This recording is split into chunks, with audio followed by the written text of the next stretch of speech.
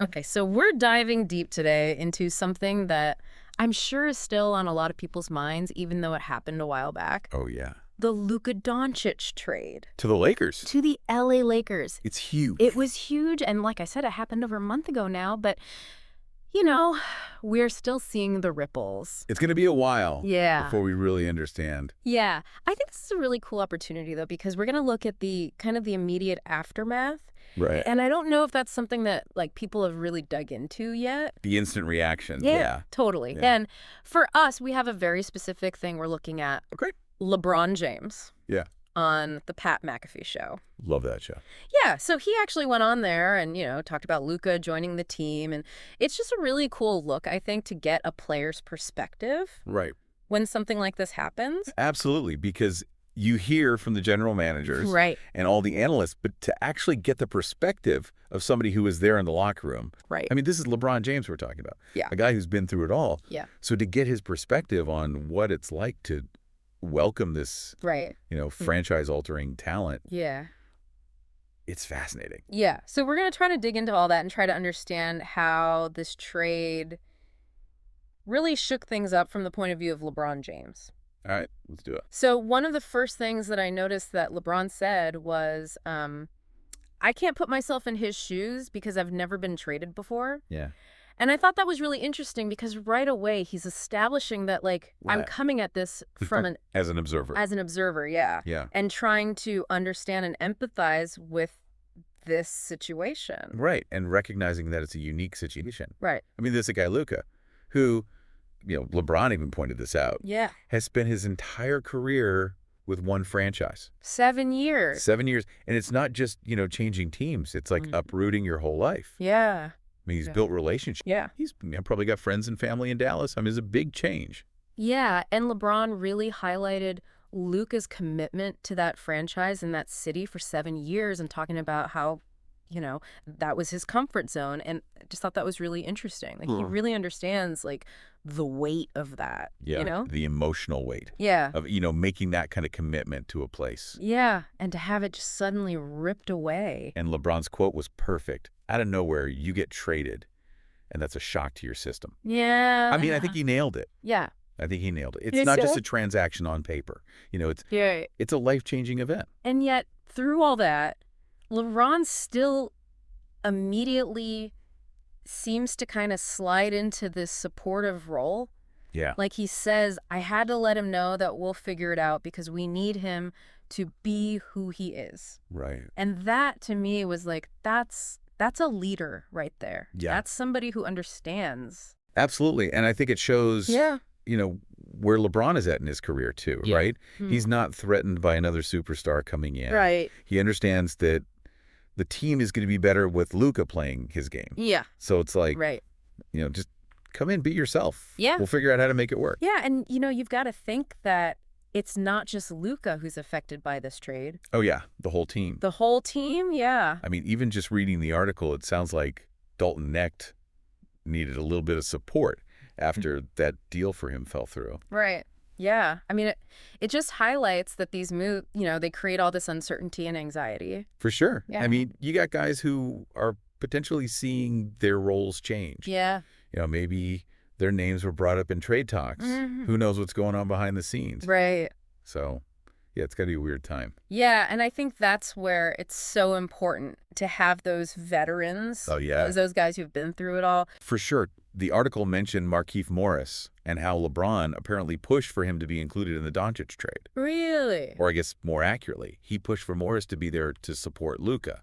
Wow. So it really shows you how much thought goes into creating the right environment Yeah. for a new player That's interesting, yeah. and for the team as a whole. It is, so it's not just about, getting the talent. It's about getting the right pieces. It's about the chemistry, the Yeah. culture, Yeah. making sure everybody feels supported Yeah. and that they can thrive. Okay, so let's talk about that chemistry a little bit on the court because LeBron actually used a really interesting phrase. Oh, yeah. He said he has to fit out. Fit out. Yeah, like as opposed to fitting in. Interesting. Right. Okay. And I think that's a really cool way of thinking about it because it's like, yeah, you want him to gel with the team, Right. but you also don't want to lose what makes Luka Luka. Right. You don't want to stifle him. Yeah. You want him to be able to express himself Yeah. and use his unique talents. Yeah. So what do you think that actually looks like on the court? Well, I think we're already seeing it a little bit. Okay. It seems like LeBron is actually changing his role, Okay. which is pretty incredible when you think about it. Yeah. He even compared it to his time in Miami with Dwayne Wade. Oh, wow. Remember how Wade kind of gave LeBron the keys Yeah. and let him run the show? Yeah. Well, now it seems like LeBron is doing the same for Luka. So he's like more of a receiver now. Yeah, more of a scorer and finisher. Okay. And how's that working out? Well, early signs are really good. Okay.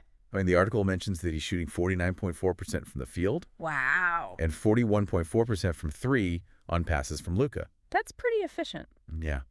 Those are not numbers you can ignore. Right. It seems like they've got a natural connection already. Yeah. And it's not just the percentages. Right. The raw assist numbers are pretty telling, too. Break them down. So in their first 13 games together, Okay. Luka assisted on 39 of LeBron's baskets, which puts him right up there near the top of the team for assists to LeBron. Okay. And get this. Yeah. He's on pace to pass D'Angelo Russell's total number of assists to LeBron Wow. in way fewer games. So they're developing chemistry really quickly, and Yeah. that's got to be exciting for Lakers fans. It is. And, it's a total reversal of the roles Wow. that LeBron had with Anthony Davis. With AD, Yeah. for years, LeBron was the primary ball handler, Right. the facilitator, Yeah. and now he's playing off the ball. Yeah. It's a huge change. It is. So what do you think? Like, what motivates a guy like LeBron at this point in his career? To make that kind of change. Yeah. Well, I think it shows a couple things. First of all, I think he recognizes how good Luka is Yeah. as a playmaker. Yeah. I mean, the guy is special. Yeah. And I think LeBron understands that letting Luka run the show is going to benefit the team as a whole. Okay. Secondly, I think it's smart for LeBron to conserve some energy Right. at this stage in his career. Yeah. He doesn't have to carry the load every single night. Yeah.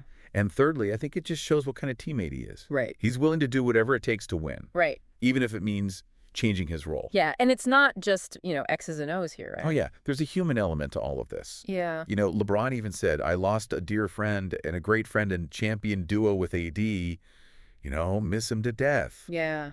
Like, these guys are close. Yeah. And it's not just about basketball. Yeah. It's about these relationships. Yeah. And, I think sometimes we forget that these are real people with real emotions. Absolutely. So, yeah, I think that quote from LeBron just adds a whole other layer to this. Yeah. So stepping outside of the Lakers locker room for a second, Okay. the article also touched on, like, the reactions from the Mavericks side. Oh, yeah.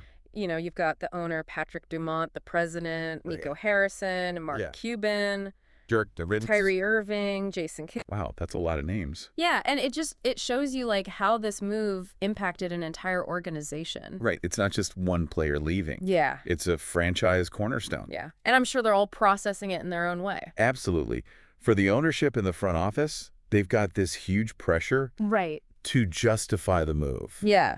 To show that they can build a winner without Luka. Yeah. For guys like Cuban and Nowitzki, Right. I mean, they're legends in Dallas. Yeah. They've seen it all. Yeah. So I'm sure there's some mixed emotions there. Right. Nostalgia, maybe a little disappointment. Yeah. And then for the players like Kyrie and Kidd, Right. they're the ones who have to go out there and compete Right. without Luka. Yeah. So it's There's a whole lot going on. yeah. A lot of different perspectives. Yeah. And then there's that quote from Mavericks CEO Rick Welts Okay. about how they know they've lost trust with the fans Yeah. and now they're focused on earning it back and winning championships. Uh, And I thought that was really interesting because he's explicitly acknowledging, right. like, we messed up. Yeah, we lost the trust of our fan base. Yeah. And now the pressure's on Oh, yeah. to deliver. They've got to show that this trade was the right move. Right. In the long run. Yeah. They've got to win championships. Yeah. So big picture. Big picture. I think what's so cool about LeBron's perspective is that it really brings the human side of this whole thing Right. to the forefront. Right. He gets it, He gets it. He understands what Luka's going through. Totally. He's stepping up to be that supportive leader. Yep. And he's showing a willingness to change his own game. Which is incredible Right. when you think about it. I mean, Yeah. this is LeBron James, Yeah. arguably the greatest player of all time. Yeah. And he's willing to take on a different role Right. to make the team better, Yeah. to accommodate Luka. It's amazing. So I guess the question is, Yeah. how does this all play out? They're showing some good signs early on, They are. but what about the long term? Long term. Yeah. How does this impact LeBron's legacy? Right. How does it impact the Lakers' chances of winning a championship? Right. These are the questions. These are the big questions. That we're going to have to keep watching to find out. I can't wait. Me too. It's going to be fun. It is.